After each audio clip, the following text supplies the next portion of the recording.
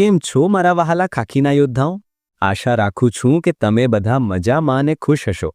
આજે આપણે વાત કરવા જઈ રહ્યા છીએ જે છેલ્લા ઘણા મહિનાઓથી પોલીસ ભરતીના દરેક ઉમેદવારના મનમાં એક મોટો પ્રશ્ન બની ગયો છે.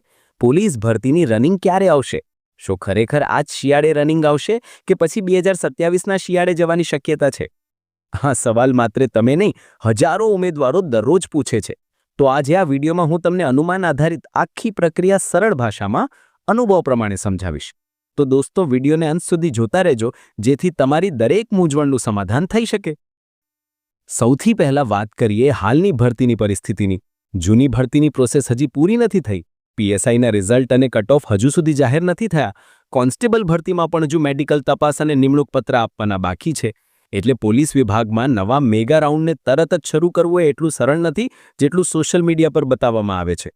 ઘણા લોકો ફક્ત ટ્વીટ વાંચે છે કે ભરતી જાહેર થઈ ગઈ એટલે હવે દોડ થોડા જ દિવસોમાં આવી જશે. પરંતુ ભરતીની અંદર કામ કરનારા લોકો જાણે છે કે દરેક સ્ટેજમાં કેટલી ટેકનિકલ પ્રક્રિયા હોય છે અને કેટલો સમય લાગતો હોય છે. હવે વાત કરીએ નવા ભરતીના ફોર્મ વિશે. મિત્રો, પોલીસ ભરતીના ફોર્મ 23 ડિસેમ્બર સુધી ભરાશે, પણ મને લાગે છે કે તારીખ આગળ લંબાવશે એવી શક્યતા છે. કારણ કે રાજ્યભરમાંથી લાખો ફોર્મ ભરાય છે અને અંતિમ દિવસોમાં સાઇટ પર ઘણો ભાર રહે છે. ફોર્મ ભરાયા બાદ સૌથી મોટી પ્રક્રિયા શરૂ થાય છે.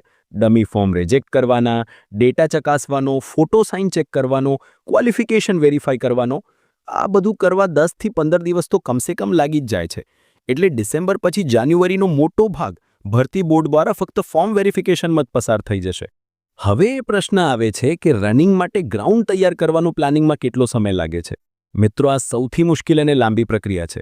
પોલીસ ભરતીમાં દોડ માટે ગ્રાઉન્ડ ફાળવવું પડે છે. અલગ અલગ શહેરોમાં ગ્રાઉન્ડ ચેક થાય છે. પોલીસ સ્ટાફની ડ્યુટી ફાળવવામાં આવે છે. પગમાં લગાડવાની RFID ચિપ્સની ટેન્ડર્સ નક્કી થાય છે. મશીન ટેસ્ટિંગ થાય છે.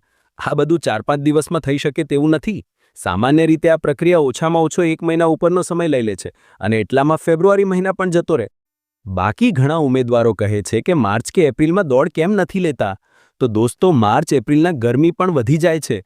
5 કિલોમીટરની દોડ ગરમીમાં જોખમી બની જાય છે.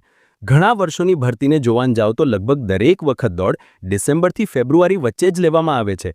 એટલે વાસ્તવિકતા એ છે કે રનિંગનું આયોજન સામાન્ય રીતે શિયાળામાં જ કરવામાં આવે છે, માટે ઉનાળામાં શક્ય નથી.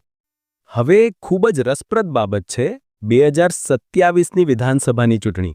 જો સરકાર મેગા ભરતીની સંપૂર્ણ પ્રક્રિયા ચૂંટણી પહેલા પૂર્ણ કરે, નિમણૂક પત્ર આપી દે, તો 14,000થી વધુ ઉમેદવારો અને તેમના પરિવારોની વોટ બેંક સીધી સરકારના પક્ષમાં જાય.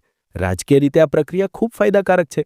તેથી શક્યતા વધારે એ છે કે દોડ 2027ના શિયાળે લેવાય, ત્યારબાદ લેખિત પરીક્ષા 2027ની મે-જૂનમાં આવે અને નિમણૂક પત્રક ચૂંટણી પહેલા આપવામાં આવે. માટે આ એક પરફેક્ટ રાજકીય ટાઈમિંગ છે. પરંતુ દોસ્તો, તમને થતું હશે કે તો શા માટે ભરતી જાહેર કરી અને એટલી ઉતાવળે ફોર્મ ભરવાના પણ ચાલુ કરી દીધા? દોસ્તો, એના માટે જવાબદાર છે હાઈકોર્ટની સુઓ મોટો અરજી. એક બાજુ છે હાઈકોર્ટનું દબાણ. છેલ્લા 1 વર્ષથી હાઈકોર્ટ સતત રાજ્ય સરકાર અને પોલીસ ભરતી બોર્ડને ટકોર કરે છે કે ભરતી પ્રક્રિયા કેમ એટલી ધીમી ગતિએ ચાલે છે. પોલીસ વિભાગમાં સ્ટાફની ખોટ છે, ક્રાઇમ વધી રહ્યા છે અને ભરતી પ્રોસેસનું ધીમું ગતિનું કામ રાજ્ય માટે જોખમી છે. કદાચ આ કારણોસર જ સરકારે હાઈકોર્ટની સુનાવણીના દિવસે જ ભરતી જાહેર કરી દીધી અને ફોર્મ ભરવાના પણ ચાલુ કરી દીધા. જેથી કહી શકાય કે ભરતી ઓલરેડી ચાલી રહી છે. પરંતુ દોસ્તો, ફોર્મ શરૂ થવું એનો મતલબ ભરતી ટૂંક સમયમાં પૂરી થઈ જશે એવો નથી. દર વખતની જેમ આ વખતે પણ એટલો જ સમય લાગશે. અત્યારે જો ભરતી બોર્ડનો ઇતિહાસ જુઓ તો મેગા ભરતી ક્યારેય 1 વર્ષમાં પૂરી નથી થઈ. સામાન્ય રીતે 1.5 થી 2 યર્સ લાગે છે. આ આધાર પર જો આપણે અંદાજ લગાવીએ તો રનિંગ 2027ના શિયાળે આવે તે વધારે શક્ય છે. પરંતુ જો હાઈકોર્ટ વારંવાર દબાણ વધારે અને સતત ટકોર કરે તો પોસિબલ છે કે ભરતી બોર્ડ રનિંગનું આયોજન 2026ના શિયાળેમાં લઈ શકે. પરંતુ આ શક્યતા ઓછી છે. છતાં કેટલાય વર્ષ પછી પ્રથમ વખત એવી પરિસ્થિતિ ઊભી થઈ છે કે ચાલુ ભરતી પૂરી નથી થઈ અને નવી જાહેર થઈ ગઈ. માટે કોર્ટના દબાણથી ભરતી ઝડપથી પૂરી થઈ શકે એવું બની શકે. આ શિયાળે આવે તો જૂના ઉમેદવારો માટે ફાયદો છે અને આવતા શિયાળે આવશે તો નવા ઉમેદવારોને પણ સમય મળશે, એટલે તેઓ પણ જૂના ઉમેદવારોની હરોળમાં તૈયાર થઈ જશે. હવે સૌથી મહત્વની વાત, તમારે શું કરવું જોઈએ? સૌથી પહેલાં તો રોજ સવારમાં દોડવાનું ચાલુ રાખો. ક્યારે 25 મિનિટના ટાર્ગેટ સાથે દોડવાની પ્રેક્ટિસ કરો. ચેસ્ટ ન ફૂલતી હોય તો એની પણ પ્રેક્ટિસ કરો. યોગ્ય ડાયટ લો અને શરીર ફિટ રાખો. એમાં દોડ આવે કે ના આવે, દોડ સ્વાસ્થ્ય માટે પણ ફાયદાકારક છે. સાથે સાથે વાંચન પણ ચાલુ રાખવાનું. દોડ પૂરી થતાં રિટન એક્ઝામિનેશન કોઈપણ સમયે આવી શકે છે, માટે પહેલાંથી પ્રિપેર રહેવું જરૂરી છે. તારીખની ચિંતા કર્યા વગર વાંચન કરો.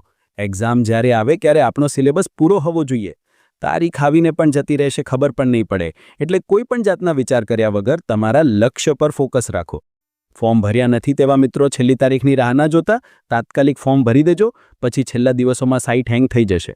રનિંગ ક્યારે આવશે કોઈને ખબર નથી. માત્ર ભરતી બોર્ડ અને ગૃહ વિભાગ જ જાણે છે કે ક્યારે આયોજન કરવું છે, પણ તમે હાલથી તૈયારી શરૂ કરી દેજો. આખરે દોસ્તો, તમારે એક જ વાત યાદ રાખવાની છે. જો કે આજ શિયાળે રનિંગ આવે કે 2027માં આવે, તમે જેટલા પહેલાંથી તૈયાર અને મજબૂત રહેશો એ જ તમને સફળ બનાવશે. સરકારના નિર્ણય પર તમારો કાબૂ નથી, પરંતુ તમારી તૈયારી, તમારો સમય અને તમારી સખત અને સતત મહેનત, આ બધું તમારા હાથમાં છે. રોજ દોડો, રોજ વાંચો અને તમારી સપનાની નોકરી માટે સતત તૈયાર રહો. દોસ્તો, આશા રાખું છું કે વિડીયો પસંદ આવ્યો હશે તો તમારા દોસ્તો સાથે શેર કરીને લાઇક અને હાઇપ આપવાનું ભૂલતા નહીં, અને કોમેન્ટમાં જરૂર જણાવજો કે તમારા મત મુજબ રનિંગ ક્યારે આવશે. તો દોસ્તો, મળીએ નવા વિડીયો સાથે. ત્યાં સુધી તૈયારી ચાલુ રાખો, હિંમત ના હારશો, અને એક વાત યાદ રાખજો, જીત હંમેશા તેના જ ભાગે આવે છે જે સખત અને સતત મહેનત કરે છે. All the best. ધન્યવાદ. જય હિન્દ.